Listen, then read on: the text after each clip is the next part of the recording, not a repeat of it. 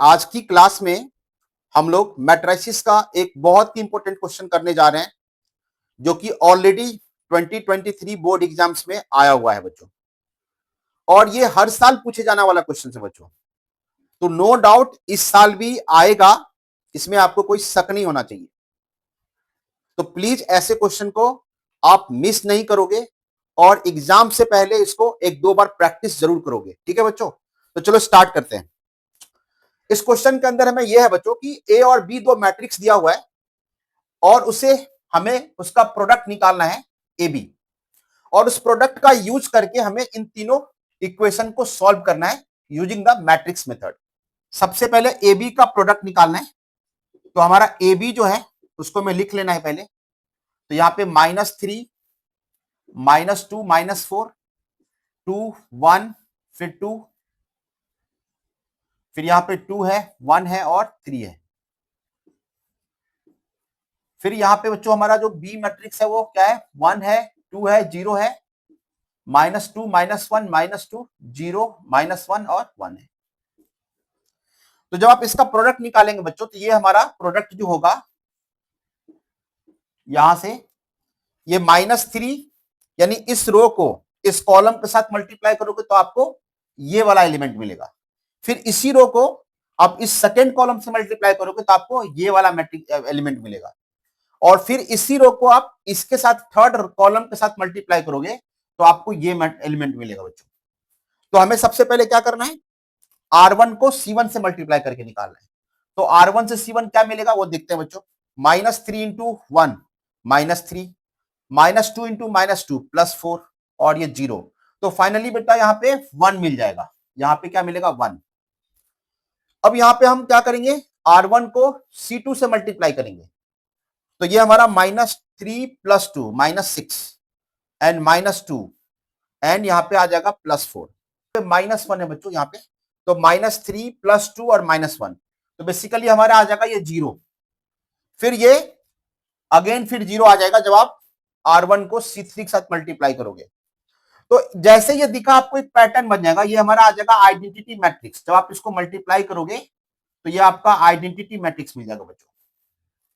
ये बहुत सारे क्वेश्चंस के अंदर अगर आप इसको बनाओगे तो मे भी हो सकता है ये स्केलर भी आ जाए, यानी यहां पे आपको कुछ इस तरह का भी मैट्रिक्स बन सकता है जिसको आप स्केलर मैट्रिक्स बोलते हो। तो ये स्केलर मैट्रिक्स भी बन सकता है बच्चों, लेकिन ये फिक्स है कि जब भी आपको इस तरह का क्वेश्चन आएगा या तो आइडेंटिटी मैट्रिक्स बनेगा या नहीं तो स्केलर मैट्रिक्स बनेगा। इस क्वेश्चन को सॉल्व करना मेरा पर्पस नहीं है, सिर्फ मेरा पर्पस ये है बच्चों कि आप जब इस क्वेश्चन को बनाओ तो आपके मार्क्स नहीं कटने चाहिए। बहुत सारे बच्चे क्या करते हैं ना, इसको एडजॉइंट मेथड से बनाते हैं बच्चों। उसने ए बी का प्रोडक्ट तो निकाल लिया, लेकिन अब इस इक्वेशंस को सॉल्व करने में वो क्या लगाते हैं, एडजॉइंट मेथड। यानी आपने पढ़ा होगा x = a इनवर्स b लगाते हैं और a का इनवर्स हम निकालते हैं और फिर जाके हम ए बी का प्रोडक्ट करते हैं बच्चों। तो हमें ऐसा नहीं करना है, यहां पे हमें ऐसा नहीं करना है। ए इनवर्स निकालने की जरूरत नहीं है, एडजॉइंट मेथड लगाने की जरूरत नहीं है, क्योंकि आपको क्वेश्चन सीधा बोल रहा है कि ए बी के प्रोडक्ट को यूज करके ही आप इन तीनों इक्वेशन को सॉल्व करोगे। हमें वो सोल्यूशन चाहिए। तो बच्चों मैं एक चीज बताऊं कि आपको इस प्रोडक्ट का यूज कैसे करना है। तो बच्चों उसके लिए आपको ये समझना पड़ेगा कि देखो ए बी = BA = I होता था। तो ये क्या था, इनवर्स का रूल है बच्चों कि ए बी = BA = I होगा। तो आप ए इनवर्स को क्या लिख सकते थे, बी लिख सकते थे, या बी इनवर्स को भी आप क्या लिख सकते थे, ए लिख सकते थे। तो यहां से हमें यही मिल रहा है कि ए बी का जो प्रोडक्ट मिल रहा है वो आई मिल रहा है। तो इसका मतलब हम ए इनवर्स को भी बी लिख सकते हैं और बी इनवर्स को भी ए लिख सकते हैं। ये जो तीन इक्वेशंस हैं, ये तीन इक्वेशंस को जब आप मैट्रिक्स फॉर्म में बनाते हो तो वहां से आपको चार ही मैट्रिक्स बनेंगे। या तो आपको ए मैट्रिक्स बनेगा, या नहीं तो बी मैट्रिक्स बनेगा, या नहीं तो इसको ट्रांसपोज बनेंगे। तो चलो यहां पे देखते हैं कौन सा मैट्रिक्स बन रहा है। हम इसको रब कर दे रहे हैं बच्चों। यहां पे जो इक्वेशन दिया है x - 2i is equal to 3 और यहां पे 2x minus Y minus Z is equal to 2 और -2y plus Z is equal to 3। बच्चों जब आप इसको इसका मैट्रिक्स बनाओगे, इसको मैट्रिक्स फॉर्म में अगर कन्वर्ट करोगे तो मैट्रिक्स क्या बनने वाला है यहां से। तो जब आप इसको मैट्रिक्स फॉर्म में कन्वर्ट करते हो तो कैसा बनता है, यानी एक्स वाई जेड को रिमूव कर दो।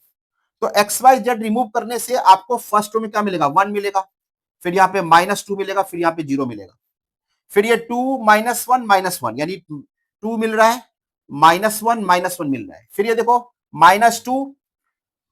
तो यहां पे पहले तो x की वैल्यू 0, y की वैल्यू -2 और z की वैल्यू 1 मिल रहा है। अब मुझे बताओ बच्चों कि ये कौन सा मैट्रिक्स है, ये इन दोनों में से कोई एक मैट्रिक्स है या नहीं है। तो जब आप इनको देखोगे तो ये मैट्रिक्स बी लग रहा है लेकिन बी है नहीं। देखो यहाँ पे 1 है, -2 है, 0 है, यहाँ पे 1 है, 2 0 है। तो ये कैसा मैट्रिक्स है, तो बच्चों ये बी ट्रांसपोज बन रहा है, बी ट्रांसपोज यानी बी नहीं बन रहा है, बी का ट्रांसपोज बन रहा है। तो आपको क्या करना है, आपको ये आइडिया लग गया बच्चों, ये हमने रफ वर्क के लिए किया था, आपको आइडिया लग गया। तो पहले आप ये आइडिया लगा लो कि इससे क्या बनेगा, कौन सा मैट्रिक्स बनेगा। तो बच्चों हमें इस इक्वेशन को मैट्रिक्स फॉर्म में लिखना है। तो मैट्रिक्स फॉर्म में हम क्या लिख सकते हैं, तो मैट्रिक्स फॉर्म में हम इसको ऐसे लिखेंगे 1 -2 0, फिर यहां से क्या लिखेंगे 2 -1 और -1 और यहां पे लिखेंगे -2, सॉरी यहां पे 0 होगा, -2 होगा और 1 होगा। और हमने वेरिएबल कौन सा यूज किया हुआ है, एक्स वाई जेड, यानी इक्वेशंस के वेरिएबल ही लेने हैं यहां पे। और कांस्टेंट क्या है, तो कांस्टेंट हमारा है 3 2 और 3। तो बच्चों जब आप इसको प्रोडक्ट करोगे यानी 1x - 2y + 0, राइट ना, तो ये आपके इक्वेशन बन जाएंगे। फिर आप सेकेंड रो को फिर मल्टीप्लाई करोगे तो आपको ये इक्वेशन बन जाएंगे, फिर थर्ड रो को इनके साथ मल्टीप्लाई करोगे तो ये इक्वेशन बन जाएंगे। ठीक है बच्चों, तो ये हमारा मैट्रिक्स फॉर्म है, इसको हमने मैट्रिक्स फॉर्म में चेंज कर दिया है। अब ये कौन सा मैट्रिक्स है, तो ये मैट्रिक्स का नाम है बी ट्रांसपोज। इस मैट्रिक्स को हम एक्स बोलते हैं और ये मैट्रिक्स हमारा कुछ सी है, क्योंकि ए और बी यूज हो चुका है तो हमने इस मैट्रिक्स को सी ले लिया बच्चों। तो हमारा इक्वेशन बन गया यहाँ पे B transpose X is equal to C. तो हम यहां से क्या लिख सकते हैं, X is equal to B transpose का इनवर्स इनटू सी। यानी हमारे पास यहाँ पे एक्स जो होगा वो बी ट्रांसपोज का इनवर्स इनटू सी होगा। और बच्चों यहाँ पे A B is equal to I आया है, तो आपको बता दूं कि अगर A B is equal to अगर आई हो रहा है तो हम यहाँ पे बी का जो इनवर्स लिखेंगे वो क्या लिखेंगे, ए लिखेंगे। और हमें यह भी पता है कि बी ट्रांसपोज का जो इनवर्स होता है वो बी इनवर्स का ट्रांसपोज होता है, यानी बी ट्रांसपोज का इनवर्स चाहिए तो वो किसके इक्वल होगा, बी इनवर्स का ट्रांसपोज चाहिए। यानी बी इनवर्स का ट्रांसपोज करोगे तो बी ट्रांसपोज का इनवर्स मिल जाएगा आपको। तो यहां से एक्स हमारा क्या है, तो एक्स वाई और जेड है, और हमारे पास यहां पे क्या होगा, बी ट्रांसपोज का इनवर्स, यानी बी ट्रांसपोज क्या है बच्चों, तो बी ट्रांसपोज का इनवर्स यहां पे क्या है, बी इनवर्स हमारा ए है। तो यहां पे बी इनवर्स ए है तो हम ए का ट्रांसपोज करेंगे। यहां पे हमारे पास क्या है, पहले आप ये लिख लो -3 -2 -4 फिर 2 फिर 1 फिर 2 फिर यहां पे क्या है 2 फिर 1 और 3। और हमें क्या करना है, यहां पे इसका ट्रांसपोज लेना है, क्योंकि बी इनवर्स तो ए है लेकिन हमें बी ट्रांसपोज का इनवर्स चाहिए, है ना।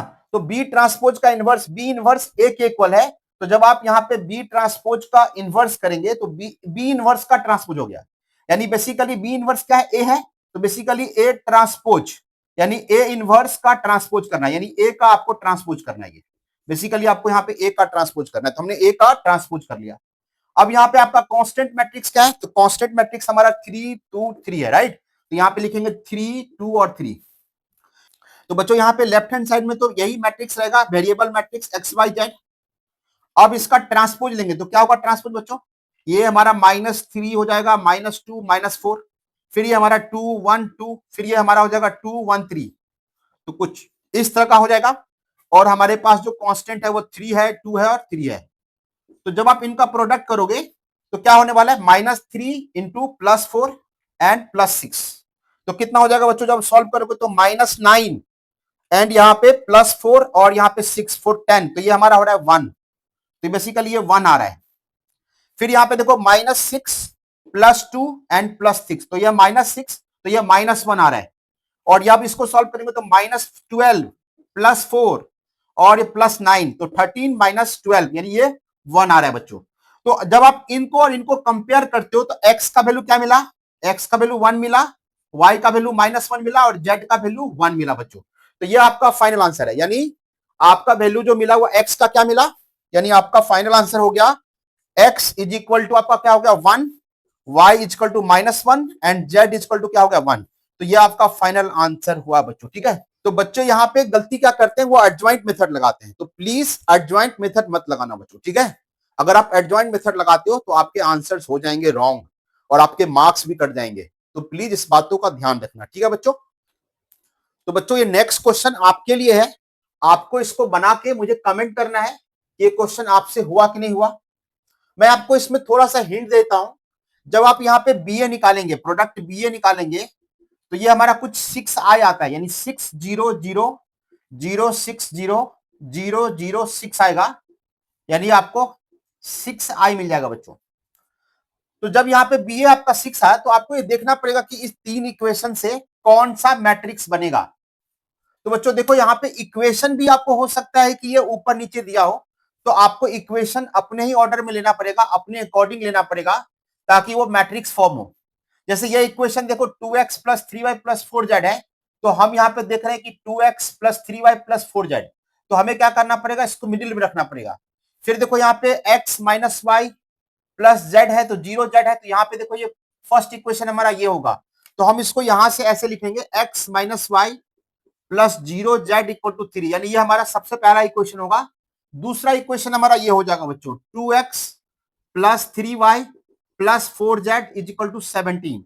और तीसरा इक्वेशन ये हो जाएगा बच्चों, यानी 0x + 0y y और प्लस कितना 2z = ये हमारा 7 होता है। जब आप इसको मैट्रिक्स फॉर्म में लिखोगे तो आपका मैट्रिक्स बनेगा, यहां से एक 1 हो जाएगा, -1, फिर 0, फिर यहाँ पे 2, फिर यहाँ पे 3, ये 4, और यहाँ पे 0 1 और 2। तो बच्चों यहाँ पे ये x variable x y z होगा, और आपका जो कांस्टेंट मैट्रिक्स होगा, यानी आपका 3 17 और 7 होगा। इसको आप यहाँ पे देखो कौन सा मैट्रिक्स होगा बच्चों यहाँ पे, तो ये मैट्रिक्स आपका B बन रहा है।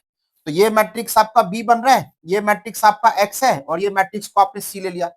तो यहाँ पे आपको क्या बन रहा है, BX = C बन रहा है। तो यहां से आप क्या लिखोगे, x = B इनवर्स C। तो बच्चों यहाँ पे आपको B इनवर्स चाहिए, तो B इनवर्स कैसे मिलेगा, तो यहाँ पे देखो कि BA का वैल्यू कितना है, 6i है। तो आप यहां से ऐसे लिखना है BA/6 = I। तो बच्चों यहां से आपका B इनवर्स जो मिल जाएगा वो A/ क्या मिलेगा, 6 मिलेगा, ठीक है बच्चों। तो आप B इनवर्स की जगह A/6 ले लो और फिर इसको सॉल्व कर लो, आपका आंसर आ जाएगा बच्चों। तो बच्चों अगर हमारा ये कंटेंट आपको पसंद आ रहा है, हमारा ये वीडियो आपको अच्छा लग रहा है, तो वीडियो को शेयर कर दो बच्चों, और हमारे चैनल को सब्सक्राइब कर लो बच्चों, ठीक है। इसी तरह का कंटेंट हम बनाते रहेंगे, और मुझे आप कमेंट करो बच्चों कि आपको किस टॉपिक के ऊपर वीडियो चाहिए, मैं उसी टॉपिक के ऊपर वीडियो बनाऊंगा बच्चों, ठीक है। ये मैं प्रॉमिस करता हूं। फिर मिलते हैं नेक्स्ट क्लास में बच्चों।